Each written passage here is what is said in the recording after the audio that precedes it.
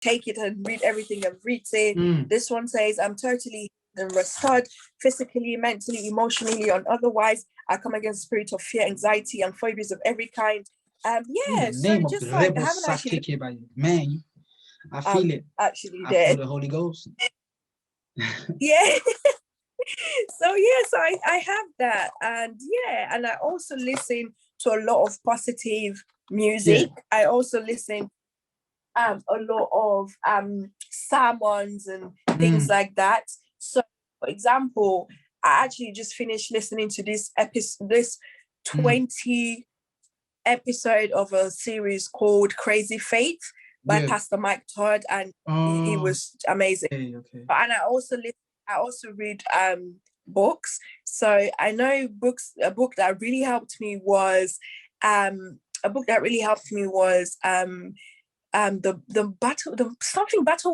Battlefield of the Mind by Joyce Meyer. And now I'm currently reading the book called Winning the Battlefield in the Mind. I'm just trying to show. I have like a little. I don't know. Well, I have like a little book by Joyce Meyer which has like scriptures for everything. So if you go, there's a section for anxiety, there's a section for healing, there's a section for everything. So you can easily like just refer to. So, and also I take time to breathe in and out. I know it's not easy. Yeah. So let's stop there for a second. That was part of my notes in terms of the practical ways. So let's just break down the practical ways. And obviously I put 8 ways of obviously like practically reducing or coping with anxiety. And you've mentioned one of them. No, I said 9. Yeah, you mentioned one of them in terms of that's the spiritual aspect of things, which is prayer. And I feel like personally for me, I would say that is a go-to. Okay, there's a lot of people that are not Christians that are gonna watch this. Do you get what I'm saying? But as for the Christians that are watching this, we understand that the Bible even says Philippians that don't be anxious of anything. You know what I'm saying? But in everything that you do, pray in supplication and etc. like that. You know what I'm saying? And that is what I do to cope with my anxiety. Do you get what I'm saying? And even now, when I started, believe it or not, when I started this, not when I started, like also like when I was setting up and etc. Like that. And even now, like I feel like I sweat. Right now, I'm sweating, bro. You don't understand. Maybe I'm just wearing this doctor. I am sweating. Why are you? I feel like because one thing I have. The way I cope with my anxiety is putting myself in the situation and just facing your anxiety. Stop calling it your anxiety. Oh, it's not my anxiety. It's not my anxiety in the name of. It's just, I guess, it's an influence. As well. It's definitely an influence, but it's not. Like I stopped personalizing it. So, for example, I'll be like a new mantra that I started saying is, vomiting is not dangerous. I'm not scared of vomiting. Vomiting is scared of me. So don't call it your anxiety. I know this sounds like an anti type of thing, but actually don't accept it as anxiety. When people say, how's your anxiety? I say the anxiety. Like I don't say just call it the anxiety. It's a thing. It's not yours. So Yeah. Sorry. Okay. Thank you very much. And you're right. In the spiritual aspect of things, I should know better. I should just know better. It doesn't have a hold on me. It never does hold on me. I feel like this is not even just spiritual. I feel like for everybody, like even if you don't believe in God or whatever. Like I feel like, just like talking to yourself, like, in the morning. That's why with BIH as well, we have like affirmation Mondays. Sorry, I know we haven't talked on that, but it's just like, even just waking up in the morning and saying, oh, I'm going to have a good day. I'm going to have a good week. I'm going to be productive. I'm full of strength. You don't even have to be a Christian to practice these things. These are just things that can help. Unbelievers, they do in their own way. They do what's the word? They do stuff to encourage them or to reduce anxiety or whatnot. They do that type of. But obviously, like for me, like we said, obviously it was for me. This is what I do. So when I set up all these things, what I do is literally pray. I pray first, and I say, God, give me strength. Do you get what I'm saying? Now, I understand is one thing that, there's always, the victory is always behind the what's the word? There's always victory behind the pain, behind the fear, behind the anxiety. There's always victory. So that is my motto every time. There's always victory behind the fear. And I love it. That you're facing right, that you're walking in. I'm like, listen, though I walk in the valley of the shadow of death. Come on. Do you get what I'm saying? Like, though I walk in the valley of fear, I will fear no fear. Do you get what I'm saying? That comes obviously like to me. You know what I'm saying? So it's like, I know for sure. Yeah. I love that you say that, because it just shows, because I think many times what people, believers, make the mistake, they feel like, oh, because I have faith, because I'm a whatever religion, I shouldn't be experiencing these things. But this just shows you that it's part of life. It's a normal thing. And that though I walk through the valley of the shadow of death, if you were not supposed to go through that, as an example, it would say I will not walk through. But this is saying that even though, so you know what? Yeah, I think that was just an important point. Yeah. Because some people feel like, because I've got this level of spirituality, or because I pay my offering or my tithe and blah, blah, blah, I shouldn't experience it. And it doesn't work like that. Do you know cause girl, I've gone through a lot in this life. Let me tell you right now, for a person that's just 25 years old, I've gone through a lot. One thing I have learned is, there's always character building in Christ. There's always character building. When you look at Philippians chapter 1, verse 14, going down to 25, but I start with 14, he says, for I want you to know that what has happened, this was Paul right now.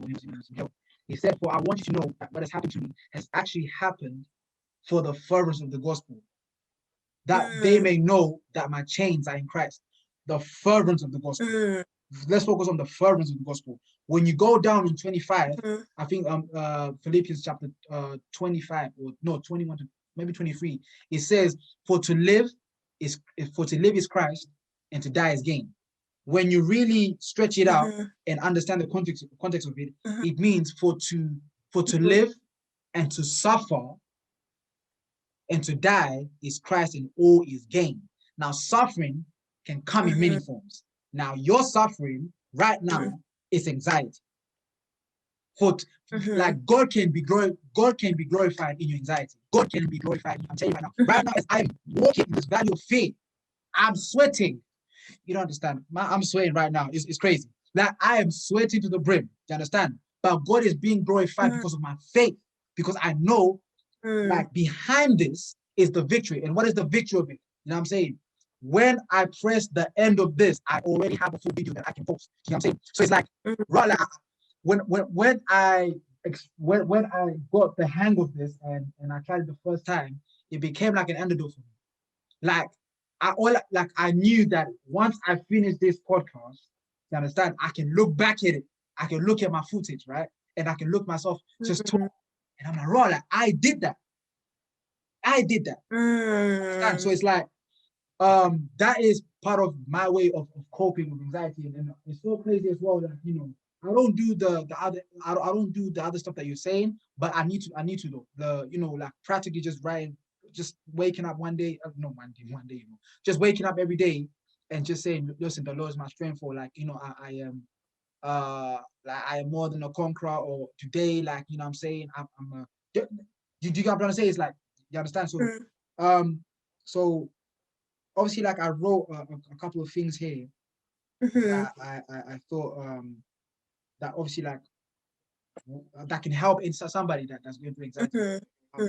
So one thing I say also, that's a spiritual aspect of things. So seeking help. So if you're finding that you're having symptoms that are persistent, you're struggling, speak to your GP. Okay, like, that's a local resource that you can. Yeah, that's a local resource. Yeah, definitely. Like, I'm all for crying out for help. It took me a long time to seek help, and I wish I sought help earlier. I would always say, like, seek help. Like, even with people who try to look at it from a faith point of view, God is not against medication. No. I had a tell me once that, don't you think it's God that gave this other people the wisdom, knowledge, and understanding to be able to create these drugs, to be able to offer this help? So God is not against medication. He's not against like seeking help with therapy and whatever. So do you know what my motto is? Do you know what my motto is? Jesus and therapy. What? Jesus and therapy. That's my motto. In this life is Jesus and therapy. Yeah. Because personally, like we highlighted that in the Black community or African, whatever you want to say, like I'm saying, the people of color, these things are not discussed. And maybe I don't want to put words in your mouth, but would you say that you would have dealt with this obviously like earlier if your parents were more aware of this? 100%. Would you? Okay, please elaborate in the sense of as to why. Yeah. So even with my parents, I feel like it took them to seeing that this is actually more serious than it looks. For them to really understand, because say for example with not eating, they thought, why is she not eating? Like she's not trying enough. Do you see what I mean? So obviously now they understand, and there was one day they actually apologized to me, because especially with my mom is very emotional and I'm very emotional. So things were heated in the sense that she felt like I wasn't trying enough. And I felt like instead of her comforting me, she was bugging me, like stressing me out. So do you see where that disconnect is? And the way I want to be a parent is in the sense that if I recognize that my child is not feeling well, or they're like complaining of anxiety and panic attack, I'm going to take them to the doctor, the next available appointment.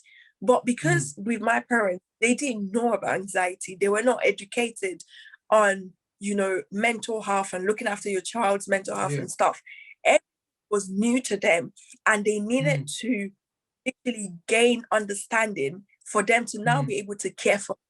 And when they now understood the concept of anxiety and mental health, even when I was down, I was still happy because they were caring for me in the way that I wanted them to care for me. So rather than say, you need to eat, why are you not eating? They're like, what do you feel like eating? Okay, just try and eat a little bit. Do you want me to get this and get that for you? So you that shift, that paradigm shift. Whereas I'm like, okay, you're already stressing me. I wouldn't even want to tell you something else happened. You now feel more in a better position to tell them, because now they understand things from your own perspective. Now they know that, okay, even if it doesn't make sense to them, it makes sense to you because this is real. This is something that you're going through, and which is something that I feel like parents need to start doing, especially in the Black community. Like, we need to start educating children from young about mental health. We need to start, assessing them. How are they feeling? What are the experiences in school? What is stressing them out? Are they dealing with self-esteem issues? Because a lot of these things are not dealt with immediately, and it's not anybody's fault. Sometimes it's not easy to identify. It takes a long time, and sometimes by the time it's identified, it's now been gone on for so long, or it's very deep that it needs a lot of work to sort of break down, come out of that cycle. Yeah, and you're right. And I obviously it's with this thing, it's some African parents, like they don't mean no harm, because I feel like, like in terms of, it depends on the generation where they come from, or how they were raised, in a sense, in it. You know what I'm saying? And till this day. Yeah. You saying? Yeah, I was just going to say, till this day, my grandma doesn't understand the concept of anxiety. Exactly. And she prays for me every day. And I remember even when I was going through stuff and we found out it was anxiety, it was so difficult for her to understand, because the way we could explain it to her in my local tribe, Yoruba, was like fear. And then she's like, what are you afraid of? That kind of thing. So she doesn't really get the concept of anxiety. Which is what I'm saying. Exactly, buttressing your point that many parents actually don't mean harm. Like, I feel like most of them don't mean harm. It's the awareness is not there, which is why we need to create more awareness. you know, I know we're talking about this anxiety right now, but you made a good point in terms of obviously like, okay, your grandmother, she just thought it was just fit. Do you know what I'm saying? But it was though it was that is the surface, but there's so many real issues behind that. So for me personally, when I went through depression, I don't think my mom knew that I had that. Obviously, like for me, I know like me as well, I didn't even help the situation because me personally, I didn't even know that I had depression. And that's a whole different but what I would say is my father obviously like he died of obviously like suicide. Understand? So it's like no way. Yeah, and obviously like I went through the same thing as well. But I would say that's what I'm trying to say. Like obviously like these things in the Black community is not really discussed. You know what I'm saying? This is a taboo in a sense. Okay, like the build-ups of it, how it happens. You know what I'm saying? Seeing the signs of it. Obviously, on paper, you would think that my mom would have saw the signs that you're going through what your father is going through. Let me step in. She didn't know. Do you get what I'm saying? So she would say some outlandish words as well and etc. like that. And sometimes she'd be like, okay, what's wrong? And do you know what I'm saying? But she really meant she didn't really mean no harm though. She just didn't know, obviously, like the extent of it. So it's like, and I would say as well, like, you know, education in terms of obviously like the Black community, like in terms of our parents, some are not really they don't know how to go into the internet. Some don't know how to read. Some people don't know how to research. Obviously, like on laptops and etc. to really educate themselves. So it's like So I feel like right now, what we can do is learn from it, learn from our past mistake as Black, obviously like Black people, and obviously like take it further in the sense of okay, like now we've gone through either through experience or now we have this extensive knowledge to really teach, you know what I'm saying, and further this thing and make it a tradition in the Black community. And you know, so I just wanted to say that. Good point. Absolutely. Yeah, so obviously like, you know, so we've said about, you know, we spoke about, I mean, we covered a lot of things, but let's just go through let's just go to the points of, okay, like, don't do this or do this, or, you know what I'm saying? So it can encourage other people. So I said, but this is part of it, what I go. Stay active. Regular exercise is good for your physical and emotional health. So what do you think about that one then? Yeah, I think it's good, but I would say you also have to be cautious in the sense that, you know, different people react to different things and stuff. And obviously, if you're physically okay, by all means do exercise. But for example, in my case, when things were bad, I couldn't even stand for 5 minutes because I was very weak. So in that case, if I said I wanted to running or something, that wouldn't make sense. So I guess you just need to, sorry to cut you off, but would you say that it depends on the level of anxiety that you have that causes you to do this thing? Like it depends on your, no, I wouldn't say it depends on your level of anxiety. I would say it just depends on your physical health. For me, anxiety affected my physical health, and it can do for a lot of people. So what I'm saying is, say for example, if you were on crutches, you wouldn't go running because that just doesn't make sense. But of course, exercise intense. It could be like a 5 minutes walk. It could be just going outside to the garden, maybe jumping rope, or doing some jumping jacks or whatever. But what I'm just saying is don't feel pressured into exercising. Just like, it just depends on your situation. There's no one size fits all. And also don't push yourself too hard. So for example, if you were feeling dizzy, going to exercise does not make sense. Do you know what I'm saying? I'm just saying the precautions that you will take. I love when and that you take even with your physical health. You know what I mean? That's good. That's a good point right there. So I think that, okay, just to round that up, that point there, it's just if your health, if anxiety affects your physical health, like you said, obviously, like, you know, you can't breathe or you can't really do all this stuff, like, or maybe you're feeling dizzy, you know, and I don't think exercise is good for you. That won't be a good goal for you. But for me personally, But like, let's definitely, say, so like I said, but but like let's say things like, you're going good. sorry.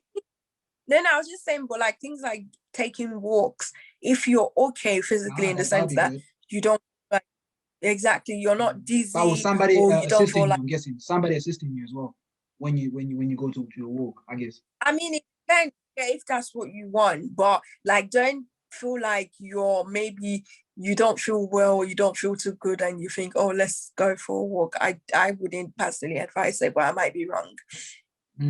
Okay, no, but you're making sense. Like I just want to say as well, like, you know, I feel like, you know, for me, the level of anxiety that I have, that I have or I have had, like I said, you know, I'm not really trying to go with the claiming. I don't claim it. You know what I'm saying? It's not of me. But in a sense that, you know, let's just say that would be good for me. Regular exercise is good and it's good for the mental health. And I mean for your mental, it's very good. Okay, let's go with number 2. Don't drink alcohol. What did you think about I'm not a drinker, so I you don't don't you know don't you don't, you don't about. pop these bottles, huh? You don't pop these bottles. I would say when you're on medication, some of the medications that they give you for like mental health, they advise to not take alcohol because it can increase the chances of you going through the side effects. But I don't know. I would say don't drink alcohol at all. I don't know. Okay. Yeah, that one there. I don't know. Yeah, it's okay. Personally, let me be real. I do sip a little bit. You know what I'm saying? But I'm not a sense of drinking. You know what I'm saying? But I don't know as to how that would help with. Oh, yeah, you just mentioned it, but in the sense that obviously that. But overall, not drinking alcohol, that's a bit extreme. Just don't drink it. Yeah, I feel like it's. I don't know. Like I personally I don't drink, but not because someone says this or that.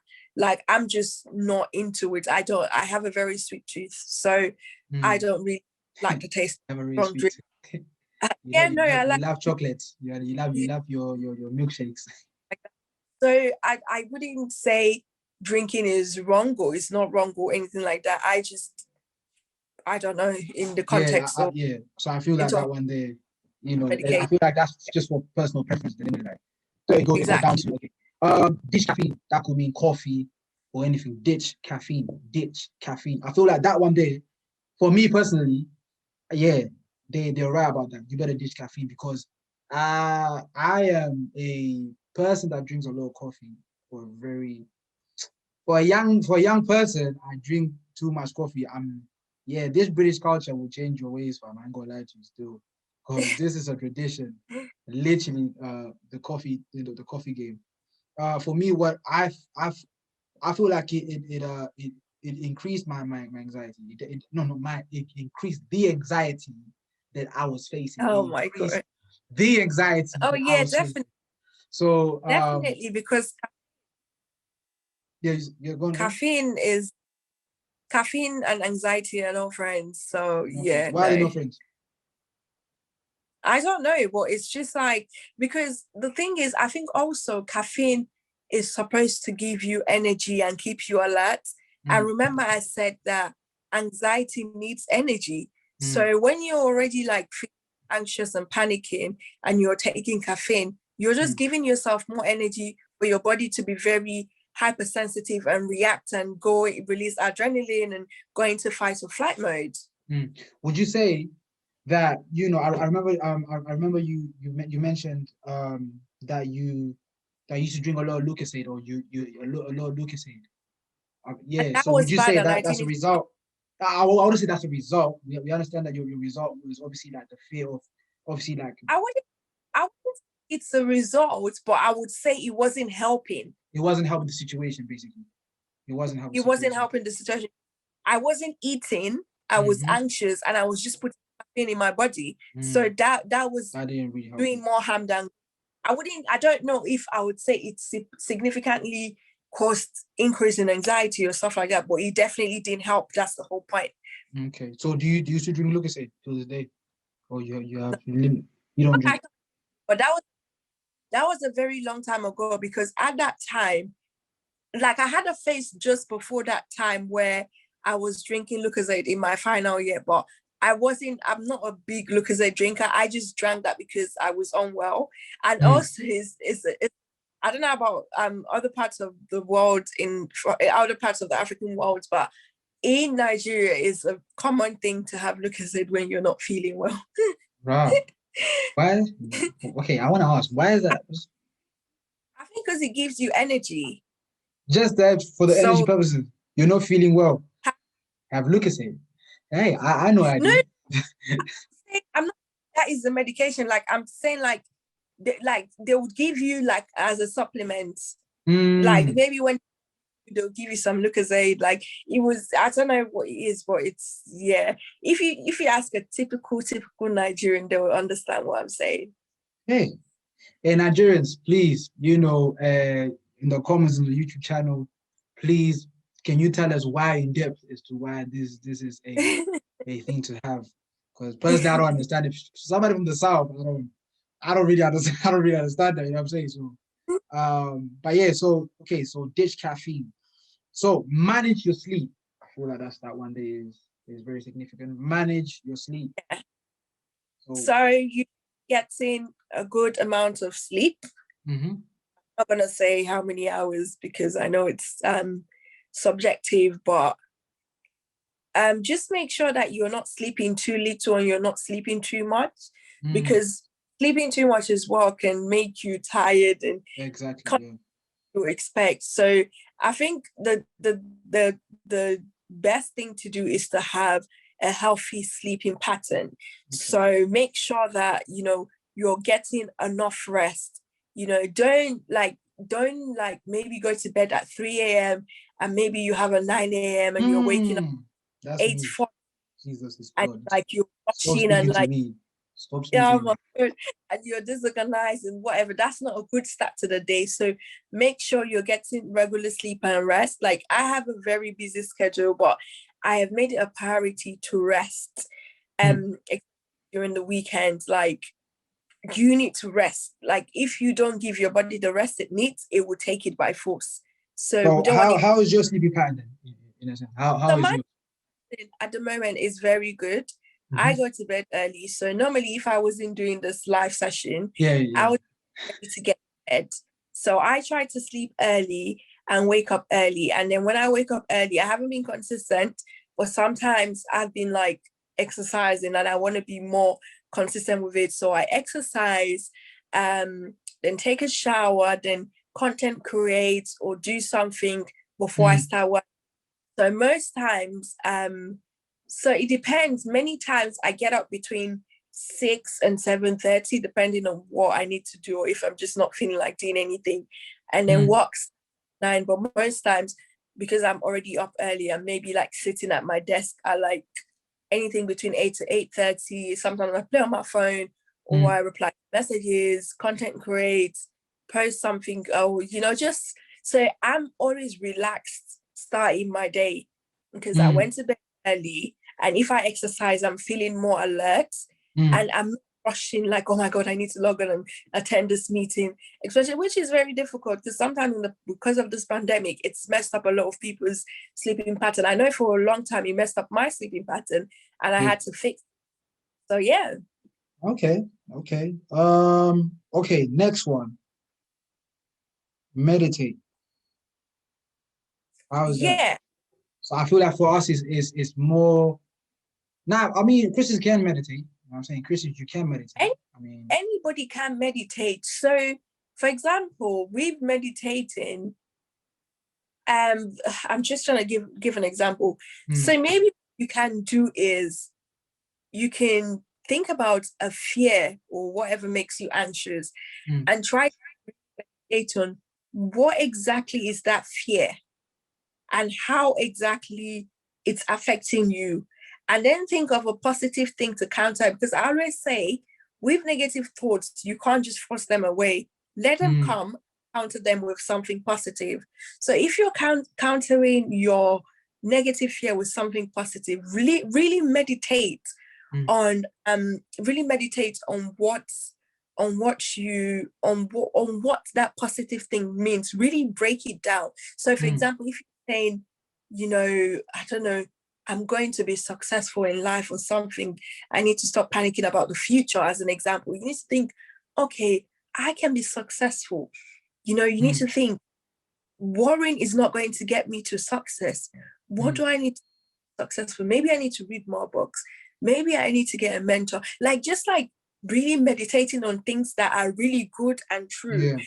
Also, I would say also imagining yourself doing stuff. So for example, even when I was in my master's, there were many times where I was double-minded of, do I just say forget this master's and go back home to London, or do I carry on? I would imagine myself actually finishing well. See, times for me, that's dangerous. Maybe I don't know how to remember when I told you, I will put myself in a room where I'm not supposed to be. God hasn't really called me yet. That's not. I know what you're saying, but we're saying two different things. I'm saying it in the context of positive thinking. Basically, the way you're thinking positively, imagine yourself doing the positive things. That's what I'm trying to tell you. For me, with yours, you're trying to jump ahead of yourself in the sense that okay, maybe God has told you this is something that you would be where you would be in 5 years, but you're trying to get into it now, even though you're not ready now. Whereas I'm saying just everyday little things, not it doesn't make sense, for example, for me now to sit down and say, oh, I'm going to be a millionaire next year, but I'm not doing anything about it. Do you see what I mean? Whereas I'm talking about especially in the context of fear and anxiety, there's nothing wrong with imagining yourself, getting a new job, imagining yourself being successful in future. You should imagine those things, but don't jump ahead of yourself. Don't start. Say, for example, now, I don't have savings to buy a house, and I'm now thinking, I'm going to buy a house by the end of this month. But you ain't got the. Do you get what I mean? Yeah. Okay, I see what you're saying. So I guess when you podcast. Then I was just saying this is a hella long podcast. Yeah, it's a hella long. Don't worry, we'll finish. I know you're a very busy woman. I know you're a very busy woman. Nah, well, we're definitely gonna finish. But it's a productive one though. It's a very productive one. I feel definitely. With this conversation, this type of topic, it's you need a lot of hours within that to really cover it. You know what I'm saying? If it was just about 30 minutes, I don't think it's let me break it down in a sense. So your story, when you was just explaining your story, took about 20 minutes. You get what I'm saying? And then we went in terms of the CPT, that was about 15 minutes. Yeah. Nice. You get what I'm saying? so but yeah. So it's good to really do this thing here. So it's with that I totally agree. So and I guess I'm learning something right now as well. I think I had to hear that when you said no, you're just jumping ahead of yourself. Yeah. Calm down, Jingle. It's not that deep. It's definitely not that deep. So you can imagine yourself doing those things, but then don't make that become a distraction. You see what I mean? Don't just sit down start worrying, oh my God, I need to be here in 5 years, blah blah blah. And don't put pressure on yourself, because even with me, I'm not gonna lie to you, sometimes I don't think that it's good to say where do you want to see yourself in 5 years, but know that I like to make peace with knowing that not everything will go my way. Life would happen. So, you can imagine and work towards things happening in a certain period of time, but don't put a actual deadline date in the sense that is then or nothing. Allow life to happen. If it happens, it's okay. It hurts, but we'll go. My mantra is, when we fall, we will rise. I don't say if, because from time to time we fall. When I say fall, for me, what might mean falling might not mean falling for you, but it's relative. But life is, it's a natural challenger. There will be challenges in life. So especially with our generation, I don't believe in putting tight deadlines to, I must achieve this at this date, I must do this at this date, because there's only so much you can do. You can't actually control everything. And I think that's one of the problems with our generation, and even me that is talking. We want control. We want things to go our way. We want it to go like this, like that. It doesn't always work like that. I feel like we want things to happen. So there's a say that I love, like, you know, do you want to be microwave based or oven baked based? You know what I'm saying? So it's like, do you want to be marinated and have that experience behind you and have that, you know, full extent of knowledge, you know, and just really, you know, function in the stage of life that, you know, that you're in? Do you get what I'm saying? Microwave is like, okay, you jump stages and you can't even, let's say, for example, the lottery.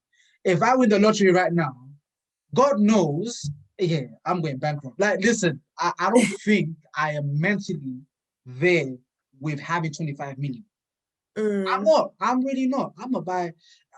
Apparently, I'm into chains. Listen, I'm gonna buy the chains, the grills. Like, you know what I'm saying? Listen, I'm gonna do the most in it. So it's like that. You're right. Like, for example, for me, the thing that stresses me the most, and I'm not stressing the most, like that give me the most anxiety. I'll say that give me the most anxiety is, where will I be? Okay, in 5 years, I'm 30 years old. Jesus, we are 30 years old. I don't know how old you are, but I am 30. That's all I know. 5 years, I'm 30. And I understand that I'm gonna have a family one day. And I feel like the fear that men have is not financially providing for a family. Do you get what I'm saying? Now, personally for me, I don't want to be in a position where I'm in a store right now and you know, my son, daughter says, "Oh, daddy, can I have that?" And I'm like, "Nah, baby girl, you can't have this right now, but in 6 months, I think I'll buy you this." Do you get what I'm saying? That is my fear. Now, personally, I don't think there's nothing wrong with it. The only reason I will say 6 months is when I want to teach him a lesson. That's it. That's it for me. I want to teach you a lesson of how to save money. Not because I don't have it, you know what I'm saying? But because I want to teach you it. And we also understand that obviously, like, men, we're on a financial clock, and women, you're on a time clock. It's facts. You are on a time clock. In a sense, obviously, like the way. Understand. Huh? That's why I don't understand. We shouldn't be on a time clock. Well, yeah, for I'm saying that's for you to in your women. No, I know. I know. That's what I was saying about societal pressure. Like, we shouldn't be on a time clock. You shouldn't be on a clock. I feel like it's what we then this is basically the effects of social media, in terms of obviously, like, people living, quote unquote, living your best life, and you're like, Jesus, please let me live my best life in 5 years time. Yeah. But you're right in a sense, like, I've learned something as well. Like, you know, you don't even know, like, God forbid, but we don't know if you're gonna be alive in 5 years or not. So I feel like it's always, I feel like, you know, what we need to encourage people here, just take one day at a time. You know what I'm saying? Learn the adequate skills that you need. You know what I'm saying? And just enjoy life, enjoy the journey, and etc. in it. So and that's that. Number 7. This is number 7 right now. Take deep breaths. We're nearly done. Just 2 more. Take deep breaths. Yeah. So yeah, I think we already touched on that earlier on. Something my counselor has told me before is even just making deep breaths like a habit without anxiety, like a panic attack, because the more you do it, the more repetition that is involved in actually doing that, the more it becomes, you know, more natural for you to do. Because the thing is, when I'm actually, in the past, when I've been in a panic attack or something like that, I've actually forgotten to take deep breaths, because that's not what you're thinking about at that time. So that's why it's important for you to regularly just, you know, sometimes what I do is I even just set my alarm for like 1 or 2 minutes, just take continuous deep breaths. And I've not been doing it as much, but that's something I want to get back into doing regularly, because the more you do it, the more it becomes, your brain is familiar with it and it becomes a habit, and it's a very good habit to that. That's why when you hear people say breathe or calm down, blah, blah, blah, it sounds like just another word, but when it comes to anxiety, it's a quite a powerful thing. I feel like I want to pass out when I want to do that. Say that again. I feel like I want to pass out when I take a deep breath. Yeah, that means you're properly. Oh, okay. How do you? Okay, can you teach us, please? Because I don't know how to. You're supposed to hold it a little bit and out. So I do that. I still want to pass out. What's going on? I don't know. Maybe speak to your GP, because it's supposed to relax. It's supposed to relax you, not make you feel like you want to pass out. Maybe you're holding it for too long. Maybe I'm holding it for too long. I think so. So please pass out. But yeah, and I feel like the last one that I'm saying, I think we already touched on it, and that is be patient. Yeah, I think this is a very big one, and this is why I was telling you about even the timing that men and women face. You can't put a time on healing. You can't put a time on so many things with life. Say that again. Say that again. I want you to say that again. I said you can't put a timing with healing, and you can't put a timing with many things in life. Many times with my anxiety, when I had anxiety, I wanted to be well like yesterday, or I wanted to be well by the end of the week or whatever, but you need to be patient. And this is not just in anxiety, this is in everyday life. I cannot stress the importance of being patient. And that's what I'm saying, all this putting numbers and whatever. I used to be that kind of person. Oh, I want to be married at this age. Oh, I want to have a house at this age. But yes, you can still have those goals. But the most important question that you can ask yourself when you're putting pressure on yourself or putting times to things is why? When you can genuinely answer why to some of the questions, you will see that maybe you're doing it for the wrong reason. Because if, for example, you wanted to get married at a certain age, but you feel like you're not ready, you feel like you still need to work on yourself, you feel like you wouldn't even be able to afford to pay rent, why? So why are you in a rush? Do you see what I mean? So patience is a virtue, and it's not an exaggeration when people say patience is a virtue. Like, you can only do what you can do and you leave the rest. And that's why I tell people, run your own life race, because there will always be someone more good looking than you. There will always be someone richer than you. There will always be someone. There will always be somebody that who's better or whatever, but you need to be focused and run your own life race. Don't fall into the comparison trap. Oh, he or she is this and that, or he or she is not this and that. Because it was very easy for me to fall into the comparison trap. I remember my best friend, when she would come and see me when I was ill, I'll be watching her through the window when she's walking back home. And I'm thinking, why can't I just be like this girl? Why is it that if I go outside, I'll have a panic attack? And those are very unhealthy things. Like, you need to actually run your own life race and not fall into the comparison trap. It will save you a lot of energy. It will save you a lot of stress and pain. Like, I'm so used to it now that nothing I see on social media phases me like that. But it took a lot of practice. It took years of catching myself, trying to compare myself, or saying, and then picking myself that, nope, I'm on my own life journey. And the thing with anxiety and mental health and seeking help, many people think, oh my God, what will people say? Blah, blah, blah. I remember one time I was bedridden for 3 months because of anxiety. And I said to myself, if I'm thinking what people are going to say, where are they now that I'm bedridden? Do you see what I mean? At the end of the day, life is always going to go on. So there was a quote I read recently, and it said, "Man, you better speak." Hey, go on. There was a quote that I read recently, and it said, "Don't take life too seriously, because at the end of it, you will never get out alive." Just deep that. What? Hey, say that again. I need a mic drop. I need to listen. I need to make sure I have this explosions. Say that again. Don't take life too seriously, because at the end of the day, you will never get out of it alive. So one day we all gonna die. So don't kill yourself whilst you have the privilege to live. Live your life. Yeah. Okay. Loise, is that you? Say nothing. It's not my word. I can't remember the name of the person. Nah. And I would just add my 2 cents. I don't think I can obviously like standard that. I would just say what you just said, it blessed me, man. In a sense that, the comparison game for so many years, believe it or not, yeah, I feel like, what insecurities, I feel like everybody has insecurity. It's normal, yeah. It's normal. You just have to catch it.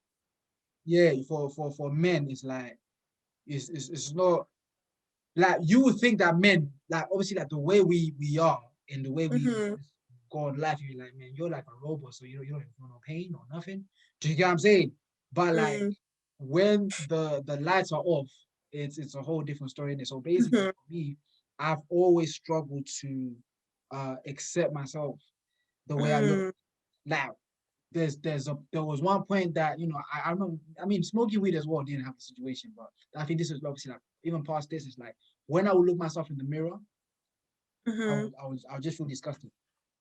Really? I'll feel disgusted, bro. Like I'll be like, brother, like bro, like, and obviously like the hairline situation didn't even help.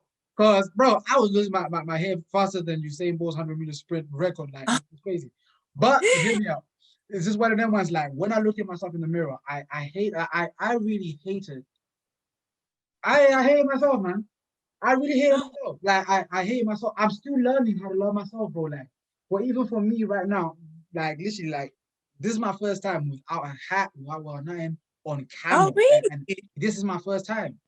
This is my first time. And the thing is, like, for so many years, I thought I was never good enough.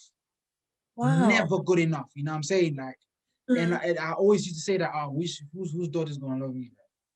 Oh wow! Like like this is the stuff that I've been very transparent right now. But like this is the stuff that I went through and it gave me anxiety. It gave me a lot of anxiety to really walk out the way I want to walk out. Because everybody, like literally, every time, and it still happens sometimes now. When I walk or and people look at me and they just smile, or people, you know what I'm saying, just walk by and I sense that they're looking for too long. I ask myself like, what's wrong with me? Like what's wrong with me? Like I'll go to the corner. Bless you.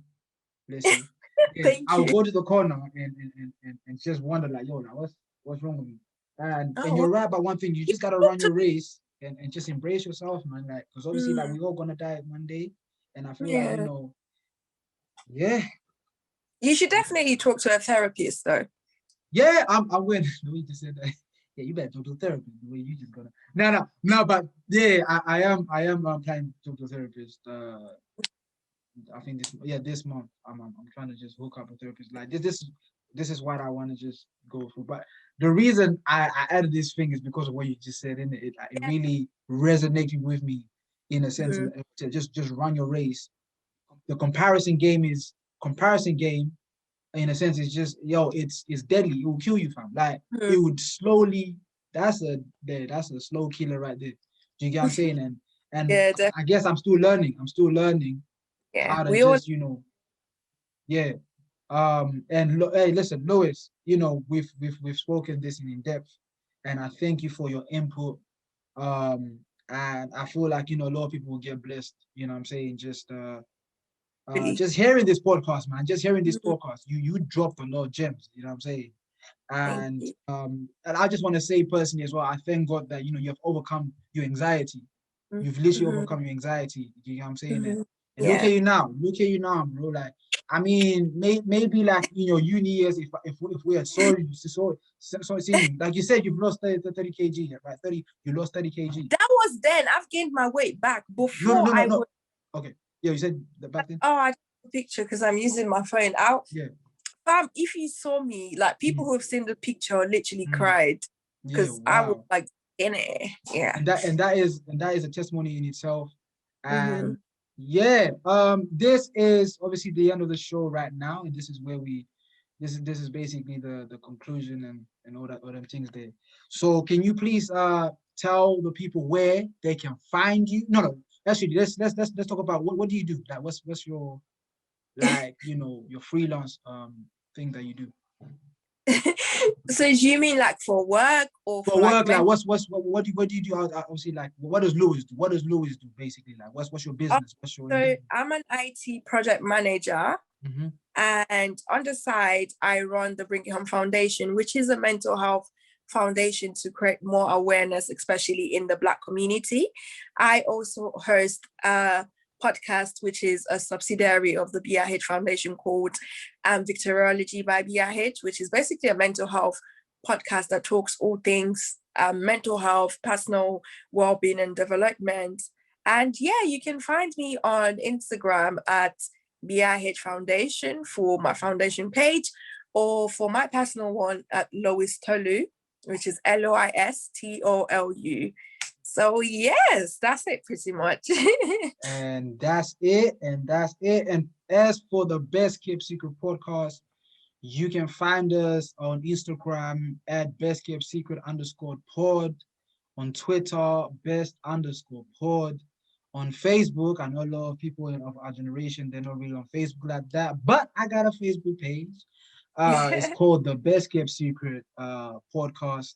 And as for the streaming platforms, and I know that this is something that we I know I run my own business, but that I was going through, obviously, like I had problems with, is the Spotify and the Apple Podcasts and etc. like that. But now I would say that it is working, and that is the good news. So please, stream up, our Spotify, at the Best Kept Secret podcast, the Apple Podcast at the Best Kept Secret podcast, and we also have iHeartradio. I'm trying to jump into the whole thing. Listen, I am just trying to dominate everything here, basically. You know what I'm saying? I want you to, I want to be annoying like Kevin Hart, because Kevin Hart for 10 years he's been annoying. He's been working. I'm trying to be like that. So obviously, like, follow us at the iHeartradio if you listen to iHeartradio. Obviously, like the podcast, the avenue there, at the Best Kept Secret podcast, and not most importantly, but yeah. So just follow us on Podbean as well at the Best Kept Secret podcast. And for the visuals, go and check me out. Go and share and subscribe at the Best Kept Secret podcast on YouTube. And that is the announcement of the Best Kept Secret podcast. Thank you, Loise, for being here and just sharing your 2 cents for 1 hour and 38 minutes. And yes, and we are out.